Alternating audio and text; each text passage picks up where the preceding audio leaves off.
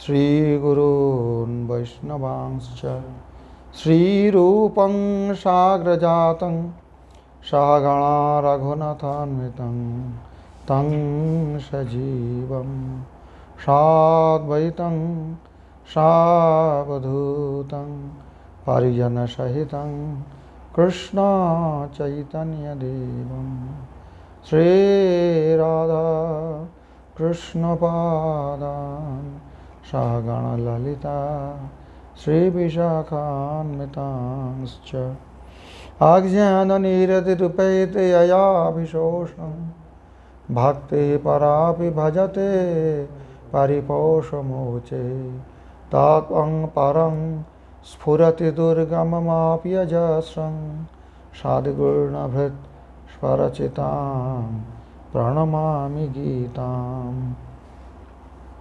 अथो श्रीमद्भगवद्गीता अथ अष्टादशाध्यायः।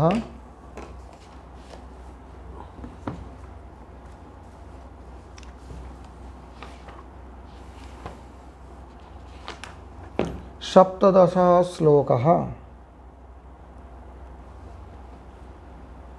यस्य नाहं कृतो भावो बुद्धिर्यस्य न लिप्यते। यस्य नाहं कृतो भावो बुद्धिर्यस्य न लिप्यते। हत्वापि स इमान् लोकान् न हन्ति न निबध्यते। हत्वापि स इमान् लोकान् न हन्ति न निबध्यते। यस्य अहङ्कृत भावः न यस्य बुद्धि न लिप्यते सः इमान् लोकान् हत्वापि न हन्ति न निबध्यते। श्रील भक्तिविनोद ठाकुर जी कहते ही अर्जुन, तुम्हारे अंदर तुम्हारे मन में ये युद्ध के बारे में, युद्ध के विषय में मोह उत्पन्न हो गया था, वो केवल अहंकृत भाव से उदित हुआ है। अहंकृत भाव मतलब घमंड नहीं, अहंकृत भाव मतलब ये जो शरीर है, जो मेरा असली परिचय नहीं है, यथार्थ परिचय नहीं है, उसके प्रति अपने आत्मा को कर्तृत्व के आरोपण करना कि मैं करने वाले हूँ, ये अहंकृत भाव है। तो श्रील भक्तिविनोद ठाकुर जी इस श्लोक के अनुवाद में कहते हैं, कृष्ण भगवान अर्जुन से कहते हैं कि हे अर्जुन, तुम्हारे जो युद्ध के बारे में जो शोक हुआ था, अर्जुन विषाद योग, प्रथम अध्याय देखना, उस अध्याय का नाम ही दिया गया अर्जुन विषाद योग। ये जो विषाद, ये जो शोक हुआ था मन में, ये जो मोह हुआ था, केवल मात्र अहंकृत भाव से उदित हुआ था। क्योंकि अगर ये 5 कारण जो बताया, अधिष्ठानं तथा कर्ता कारणं च पृथक वेदम विविधाश्च पृथक चेष्टा दैवं चैवात्र पंचमम, ये जो पहले ये 5 कारण बताया गया किसी भी कर्म की, न्यायं वा विपरीतं वा पंचैते तस्य हेतवः। तो तुम अगर सोचो कि तुम इसके कारण हो, तो ये तो मोह है, ये यथार्थ विचार तो है नहीं, यथार्थ बुद्धि तो है नहीं। इसलिए तुम्हारे अंदर तुच्छ विषय में आसक्ति से मोह कहते हैं। ये सांसारिक संपर्कों में आसक्त होकर अर्जुन सोच रहा था, मैं अपने पिता को कैसे मारूं, पितामह भीष्म को कैसे बाण मारूं, अपने पितृतुल्य द्रोणाचार्य को कैसे बाण मारूं, इस प्रकार का भाइयों को कैसे मारूं, मातुला ससुरा पौत्रा श्याला संबंधिनस्तथा एतन्न हंतमिच्छामि घ्नतोपि मधुसूदन, मैं इनको मारना नहीं चाहता हूँ, चाहे वो मुझे भले ही मार दें, इत्यादि प्रकार का प्रथम अध्याय में देखना अर्जुन का जो मोह उत्पन्न हुआ था। तो भगवान कहते हैं अहंकृत भाव से ये उत्पन्न हुआ। ये 5 कारण का अगर सभी कर्मों की कारक ये अगर तुम समझ पाओगे तो तुम्हारा ये मोह नहीं होता। अतः यस्य न अहंकृत भाव, जिनका बुद्धि अहंकृत भाव में लिप्त नहीं होते हैं, ये समस्त लोग क्यों सारे जनताओं को वध करके भी किसी को वध नहीं करते हैं, और वो वध रूप कर्म फल में आबद्ध नहीं होते, बांधे नहीं जाते हैं। समझ में आई बात? तो इसका मतलब ये नहीं है कि कोई ऐसे व्यक्ति हो तो वध करेंगे सबको, ये नहीं है। कहने का तात्पर्य ये है, श्रील बलदेव विद्याभूषण प्रभु जी अपने भाष्य में इसका परिष्कार कर रहे हैं। हत्वा विषा ईमान लोकान, ये सारे लोगों को मारकर भी हत्या करके भी, वध करके भी वो ना हंति ना निबध्य, तो किसी को मारता भी नहीं है और न उसी हिंसा रूप कर्म फल से आबद्ध होता है, नहीं होता है। तो उसका मतलब क्या है, सबको मार दो, ऐसा नहीं है। जो इस प्रकार की व्यक्ति है, जो अहंग अभिमान, मैं करता, इसी कर्तापन के अभिमान से मुक्त है, वह ऐसे किसी प्रति हिंसा नहीं करते हैं वास्तव में देखा जाए। परंतु ये कहने का तात्पर्य जो बलदेव जी कहते हैं अपने भाष्य में, सुनो, कस्तरी चक्षुष्मान सुमति तत्र, ये तो दुर्मति बताया ना, न शपश्यति दुर्मति, तो सुमति कौन है फिर? कस्तरी ही चक्षुष्मान, ये तो अंधा है, फिर चक्षुष्मान कौन है?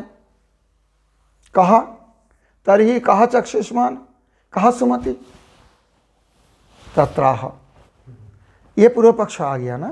पहले भगवान बताया ना, पश्यन्नपि न पश्यति, जिसका आंखें खराब हो गया, देखते हुए भी नहीं देखते हैं, तो चले कहा स्तर ही, ऐसा हो तो फिर कौन चक्षुष्मान है, कौन सुमति है? इसी प्रश्न का, इसी पूर्व पक्ष का समाधान करते हुए भगवान ये 17वां श्लोक में कहते हैं, यश नाहंकृतो भाव बुद्धि यश न लिप्यते हत्वापि स इमान् लोकान् न हन्ति न निबध्यते। यश पुरुषस्य मनोवृत्ति लक्षण भाव नाहंकृतः न अहंकृतः स्वकर्तृत्वे परेशायत्ते अनुसंधिते सति कर्माणि अहमेव करोमि इति अभिमानकृत न भवेत्। नाहंकृत के मतलब समझो, यश नाहंकृत भाव। अब नाहंकृत भाव किसे कहा जाएगा? अहंकृत भाव क्या है, और उनमें न्याय प्रत्यय लगा के नाहंकृत हो गया। मैंने बताया ना, न्याय प्रत्यय नेतिवाचक है, अगर स्वरवर्ण हो तो उसमें अन हो जाता है, और व्यंजन वर्ण हो तो उसमें अ लग जाता है, न लग जाता है, सॉरी अ नहीं, न लग जाता है। स्वरवर्ण में न लगता है, व्यंजन वर्ण अन लगता है, मैंने गलत बताया। नाई प्रत्यय जो है वो नेतिवाचक है। यस्य अहंकृत भाव यस्य न अहंकृत भाव, नाहंकृत भाव। तो अहंकृत भाव क्या है, तो उससे पता लग जाएगा नाहंकृत क्या है, न अहंकृत क्या है। अहंकृत भाव क्या है?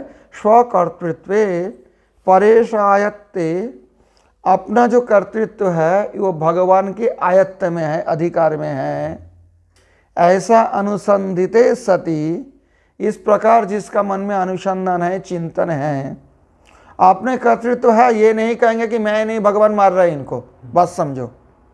लेकिन अपना कर्तृत्व परेशायत्ते, परेश अर्थात भगवान के आयत्त में है, उनके अधिकार में है। रामानुज स्वामी भी वही बताया, इसमें तो कोई भेद भिन्न मत नहीं है गौड़िया या रामानुज भाष्य में। स्वकर्तृत्वे परेशायत्ते अनुसंधिते सति, अगर अपने कर्तृत्व भगवान के कर्तृत्व के अधीन है, मैंने बताया ना, दृष्टांत बताया। क्या दृष्टांत बताया? एक बड़ा पत्थर पड़ गया रोड में, अब उसको हटाना है, हटाना मेरी इच्छा है, मैं चाहता हूँ उसको हटाएं, तो मैं 10-20 लोग को बुला के लाया, क्योंकि मेरे सामर्थ्य में ये शक्ति नहीं है शरीर में कि मैं अकेले वो पत्थर को रास्ता से हटा के रास्ता साफ कर सकूं। तो इसमें मेरा जो कर्तृत्व है जरूर, लेकिन ये 10 आदमी को जो मैं बुला के लाया, मैं नहीं चाहते, वो चाहते तो वो पत्थर हटा सकते थे। सामर्थ्य तो उनमें है ना, वो जो 10 आदमी है उनमें तो सामर्थ्य है ना। या मानो मैं किसी को बुलडोजर बुला के लाया, तो बुलडोजर वाले अगर मैंने बिना कर्तृत्व भी तो वो काम कर सकते अगर चाहते तो, उनका सामर्थ्य है, इच्छा मेरी है, मैं उनसे सहायता मांगा, तो मेरा जो वो पत्थर हटाने रूप, वो जो बृहद शिलाखंड पड़ा हुआ है रोड में, उसका हटाने का कर्तृत्व मेरा जो है वो दूसरे का आयत्त में है। समझ में नहीं आ रहा है ये? मेरा जो कर्तृत्व है इसी कर्म में, वो दूसरे का आयत्त में है। मैं चाहने से वो अगर हेल्प नहीं करे तो नहीं कर पाएंगे, और मैं नहीं चाहने से वो चाहे तो कर देंगे। या समझ गया दूसरे का आयत्त किसे कहा जाता है? परेशायत्त। स्वकर्तृत्व परेशायत्ते अनुसंधिते सती। भगवान चाहे तो मैं नहीं चाहूं तभी करवा देंगे, वो कुछ भी कर देंगे। अगर मैं चाहता हूं, अगर भगवान की बल नहीं मिले तो नहीं होने वाले है। दैवं चैवात्र पंचमम। इस प्रकार जो स्वकर्तृत्व परेशायत्ते सती अनुसंधिते सती कर्माणि अहमेव करोमि इति अभिमानकृतो न भवेत्। जो सोचते हैं कि मैं कर्माणि अहमेव करोमि, मैं ही ये कर्म कर रहा हूं, जैसे पत्थर हटाने की काम समझ लो। अगर मैं कहूं ना मैंने पत्थर हटवाया तो ये मिथ्या अभिमान हो जाएगा, क्योंकि मेरे कर्तृत्व अवश्य है, हेतु कर्तृत्व है, मैंने इच्छा किया, परंतु मेरे बल से पत्थर हटा क्या? हो सके 10-20 आदमी को बुला के लाना पड़ा, बलवान आदमी को, मनुष्यों को, अथवा कोई यंत्र जैसे कोई बुलडोजर बेगर बुला के लाना पड़ा, उसके बल से ही तय हुआ। तो मेरा जो कर्तृत्व है इसके अधीन में है, समझ में नहीं आया? इसके आयत्त में है, मेरा कर्तृत्व से ये काम नहीं हुआ। तो कर्माणि अहमेव करोमि इति अभिमानकृतो न भवेत्, वो है नाहंकृत भाव। अब समझ में आया? अहंकृत मेरे द्वारा किया हुआ है, कर्माणि अहमेव करोति अहंकृत भाव है, और नाहंकृत भाव है उसको विपरीत। यस्य च बुद्धि न लिप्यते कर्मफल स्पृहया। कर्मफल की आशा से, स्पृहा से, इच्छा से जिनके बुद्धि लिप्त नहीं होते हैं, स ईमान लोकान न केवलं भीष्मादीन हत्वापि न हन्ति। वो ये सारे लोगों को, या सारे लोगों को मतलब कहते हैं भीष्म आदि जितने विपक्ष में स्थित है, कौरवों के पक्ष में जितने सारे स्थित है, भीष्म से शुरू करके और भी सब छोटे छोटे सेना तक, छोटे छोटे सैनिक तक, जो सारे विपक्ष में ठाड़े हैं, उन सब को हत्वापि न हन्ति। उनको मारने के बाद भी वो नहीं मारते हैं। उसके नहीं मारते हैं मतलब क्या है? कर्तृत्व अभिमान नहीं है। वो ये बात अच्छी तरह से जानते हैं कि मेरा कर्तृत्व परेशायत्त, भगवान के अधीन है। न चाहतेन सर्वलोक हननेन कर्मणा निबध्यते लिप्यते। सर्वलोक हननेन, इतने को मारने के बावजूद भी वो कर्म से वो लिप्त नहीं होते हैं, वो कर्म उसको बंद नहीं होता है। समझ में आई बात? इसके मतलब ये नहीं है, ये कभी नहीं सोचना कि कोई आदमी सबको मार रहे हैं इस विचार करके, इस विचार हो तो मारेंगे नहीं किसी को, क्यों मारेंगे? ऐसे शुद्ध चित्त वाले व्यक्तियों किसी का हत्या तो नहीं करेंगे। अब अर्जुन के लिए मजबूरी है, क्योंकि वो युद्ध करना है, उनका धर्म है, क्षत्रिय धर्म, युद्ध से तो भाग नहीं सकते हैं, क्षत्रिय धर्म है, युद्ध करना है, ये बात अलग है। परंतु कोई किसी को बिना कारण क्यों मारेंगे? ऐसा नहीं होता है। वो फलाभिसंधि रहित। और मारते हैं कब? जब किसी का अभिसंधि रहते हैं, कोई पर्पस है तभी तो मारते हैं, नहीं तो ऐसे मारेंगे। तो इनका तो कोई उद्देश्य नहीं है, इनका तो कोई फल कामना नहीं है, इस मार के मेरा कुछ लाभ होने वाले हैं, और ना ही इसमें अपने को कर्तापन के अभिमान करते हैं अर्जुन। तो नाहंकृत भाव, इसका हालत खराब है यार। यश नाहंकृत भाव बुद्धि यश न लिप्यते हत्वापि स इमान् लोकान् न हन्ति न निबध्यते। ये अच्छी तरह से समझ में आए? ज्ञानं ज्ञेयं परिज्ञाता त्रिविधा कर्म चोदना। ज्ञानं ज्ञेयं परिज्ञाता त्रिविधा कर्म चोदना। करणं कर्म कर्तेति त्रिविधा कर्म संग्रह।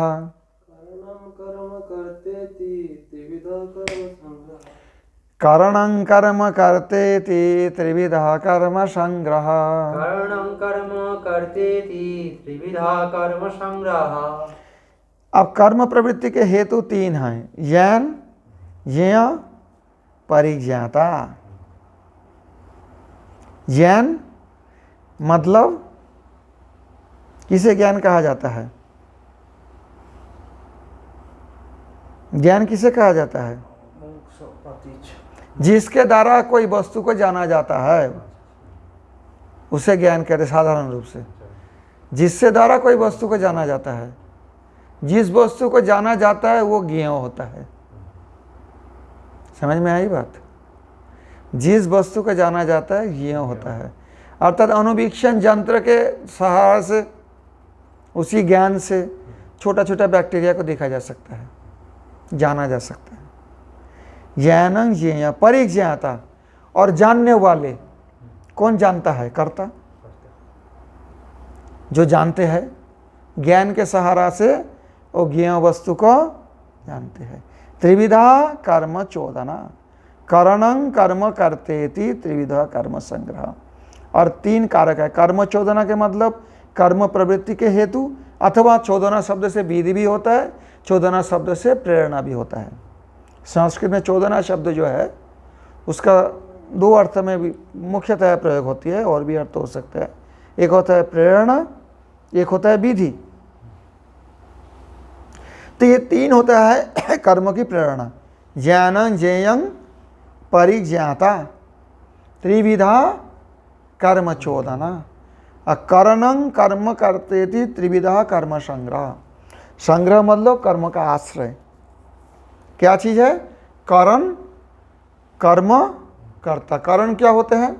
साधकतमं करणम, जो वस्तु, जो क्रिया करने में जो साधकतम है, उस क्रिया साधित करने के लिए जो साधकतम है उसे करण कहा जाता है। व्याकरण का तो ये कारक विभक्ति उसमें देखा जाता है।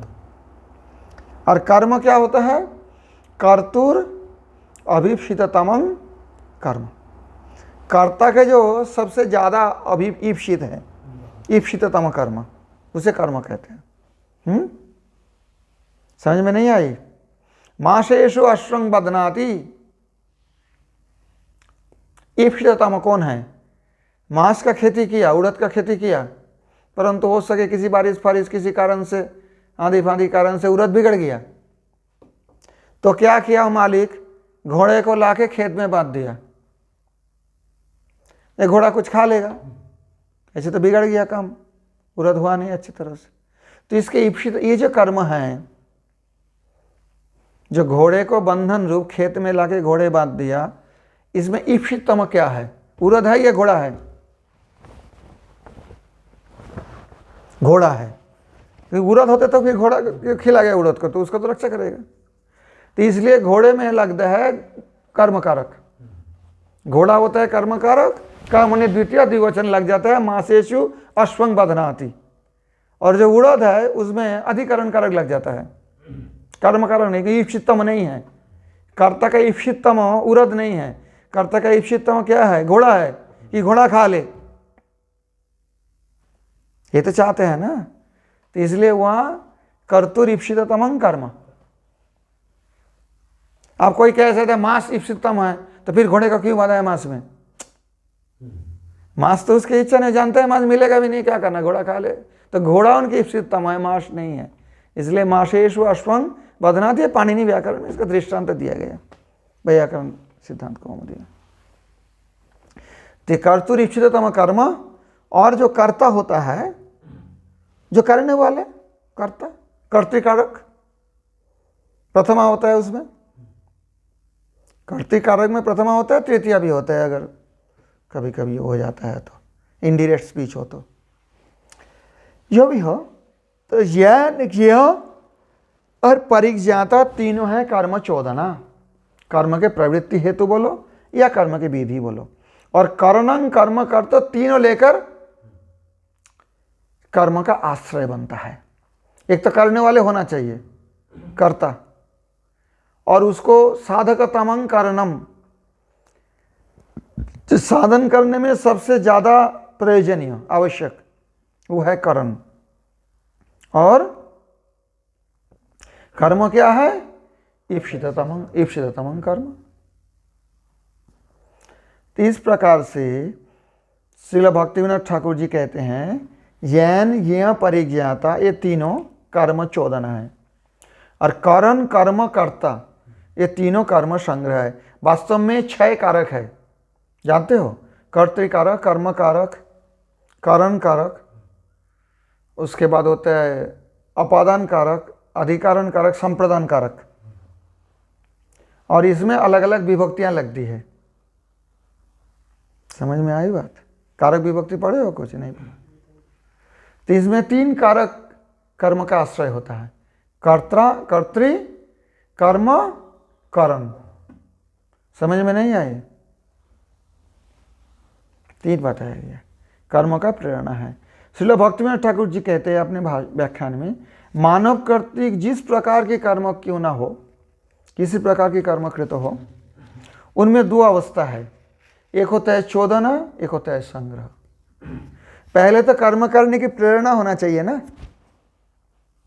समझ नहीं पा रहे ये लोग, सोते रहते हैं। कर्म की प्रेरणा हो तब तो कर्म करेंगे। तो 2 भाग आए कर्म का, चोदना, संग्रह। संग्रह होता है कर्म का आश्रय। चोदना क्या होता है? ना कर्म कृत होने से पहले जो विधि अवलंबित होता है उसे चोदना कहते हैं। कोई भी काम करो, औरत की खेती बनाओ मानो, तो पहले तो आपको होना चाहिए जो आदमी जानकारी हो उसको, उड़द कैसे होता है, कैसे खेती किया जाता है, दृष्टांत देता हूँ।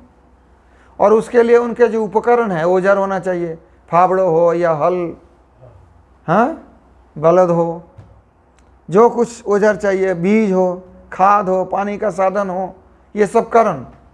साधकतमं करणम, कर्ता हो, करण हो और कर्म हो, कृषि रूप क्रिया हो, तब तो जाके कुछ बनता है। 3 तो जरूरी है ना।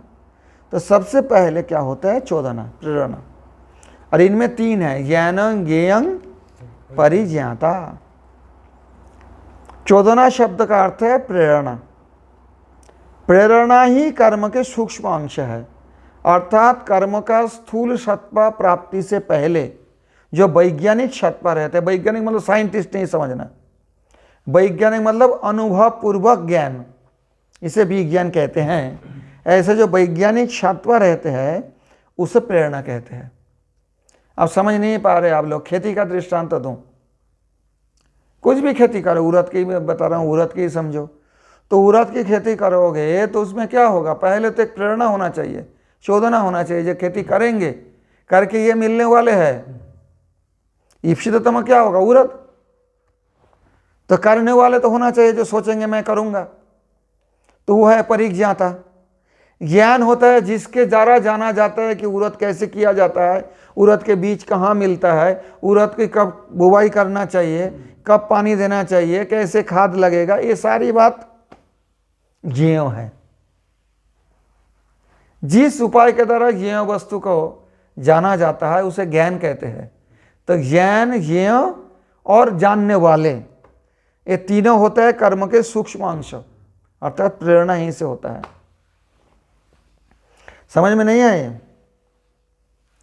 जो वैज्ञानिक सत्ता कर्म स्थूल से नहीं आया, उड़द अभी तक नहीं प्रकट हुआ, उड़द तो नहीं है ना, लेकिन उड़द करने की, खेती करने की एक दृष्टांत देना। उड़द क्यों कुछ भी दे लो ना, घटपट दृष्टांत दे लो ना।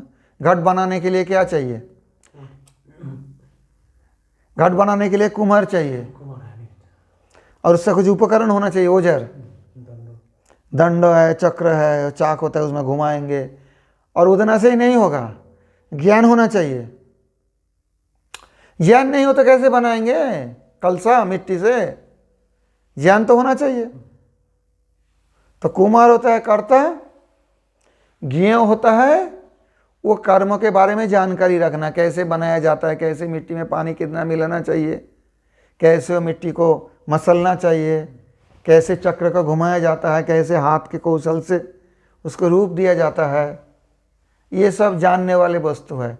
और वो ज्ञान जिसके द्वारा वो जानकारी प्राप्त होता है उसे कहते हैं ज्ञान। और ज्ञेय होता है जो जानना चाहिए। और परिज्ञाता कौन है?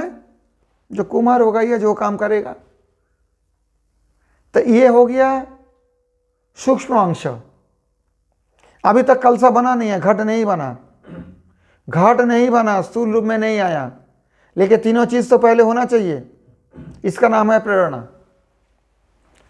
अब 100 दृष्टांत लो, उड़द फुरत के बहुत चक्कर है, सीधा घट पढ़ ले लो, घट का दृष्टांत सब मिलेंगे आपको।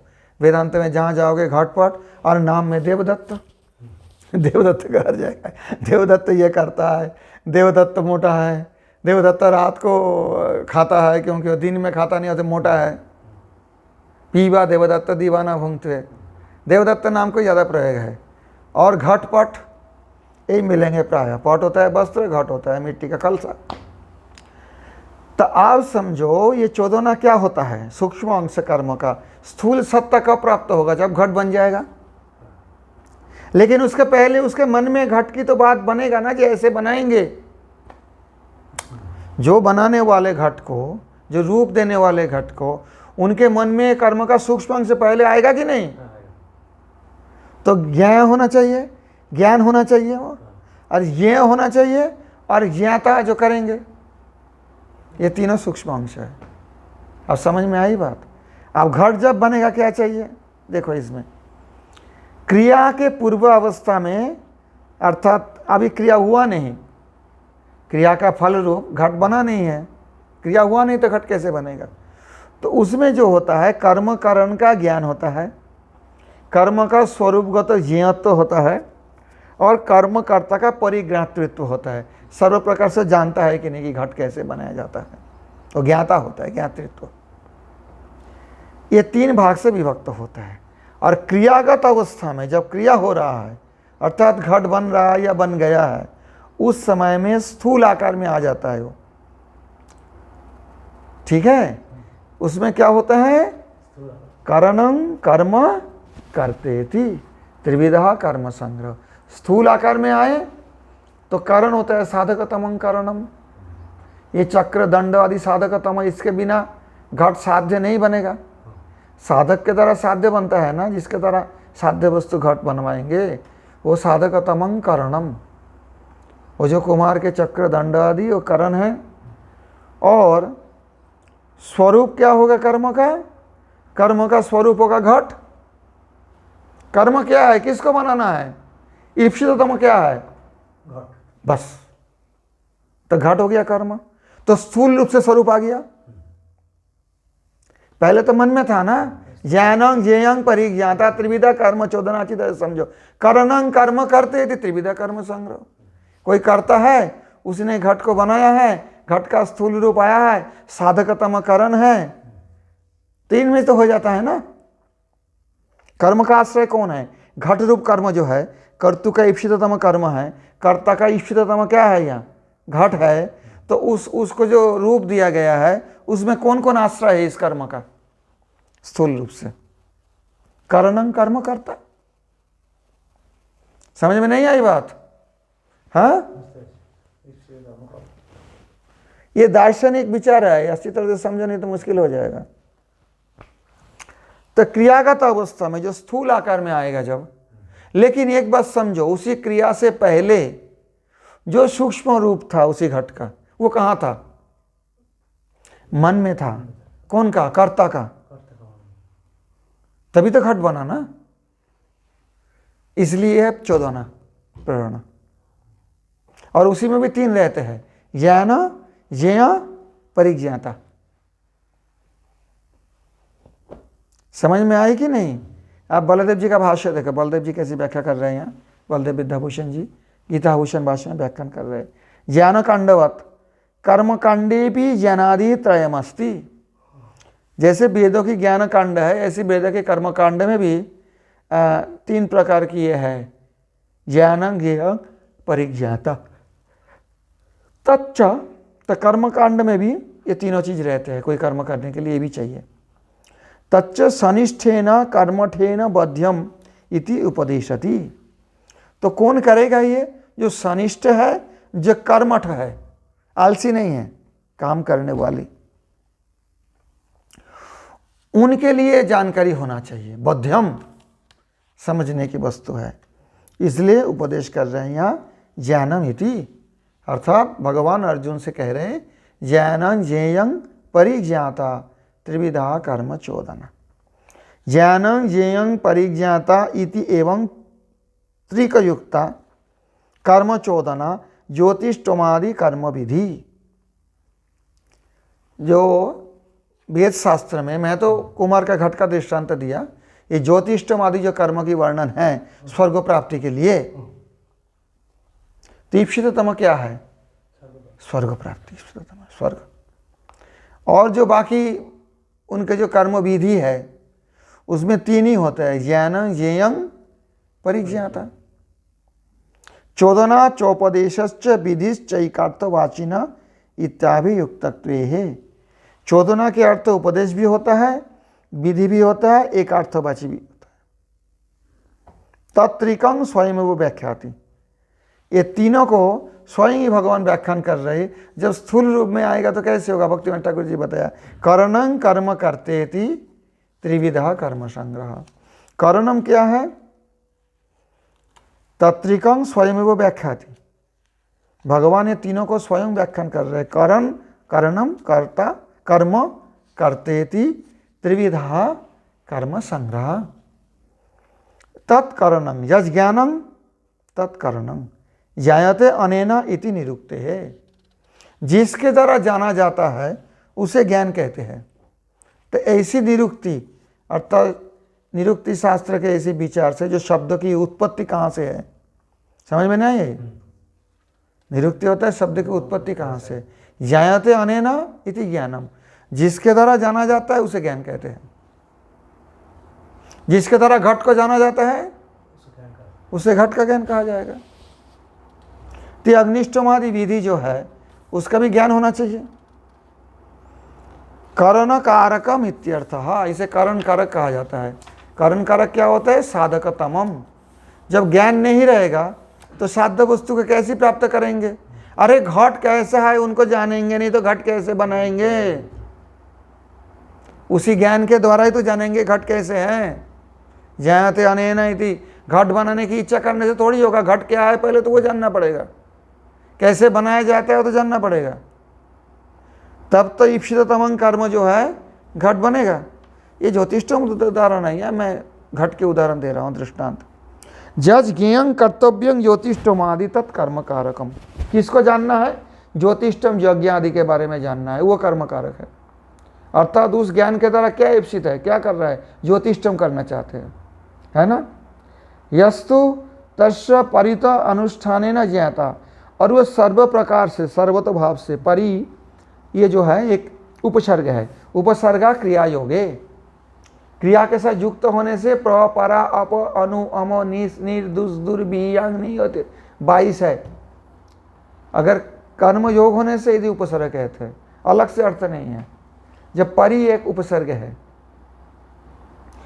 परिज्ञाता अर्थात संपूर्ण रूप से, यहाँ इसका कोई अर्थ होता है उपसर्ग में लगने से अर्थ बदल जाता है, कहीं अर्थ बदलता भी नहीं है। उपसर्ग भिन्न भिन्न प्रकार के होते हैं।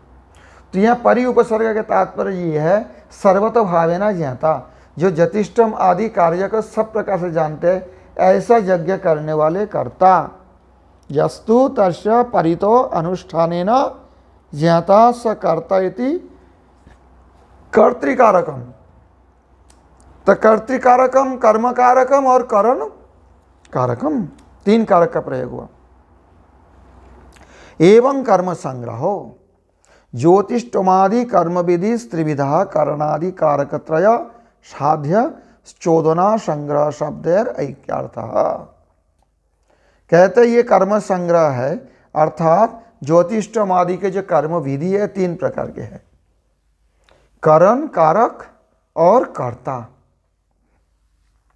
करणादि कारकत्रय, भूल मैं गलत बता रहा हूँ, करण कारक, कर्तृकारक और कर्म कारक, ये तीनों मिलकर चोदना और संग्रह शब्द का एक अर्थ बताता है। ये जो शब्दकोश से प्रमाण दे रहे हैं बलदेव विद्याभूषण जी, चोदना जो है वही संग्रह भी है, विधि भी होता है, संग्रह भी उसे ही कहते हैं चोदना को। इसमें पहले दिया देखो ना, चोदना चोदना चोपदेशश्च विधिश्च एकार्थवाचिना, उपदेशश्च विधिश्च एकार्थवाचिना। तो यहाँ पर जो है चोदना संग्रह शब्द एक अर्थ है और दोनों का एक ही अर्थ है यहाँ पर, ऐसा बलदेव विद्याभूषण जी का कहना है। समझ नहीं आई बात? ज्ञानं ज्ञेयं परिज्ञाता त्रिविधा कर्म चोदना करणं कर्म करतेति त्रिविधा कर्म संग्रह।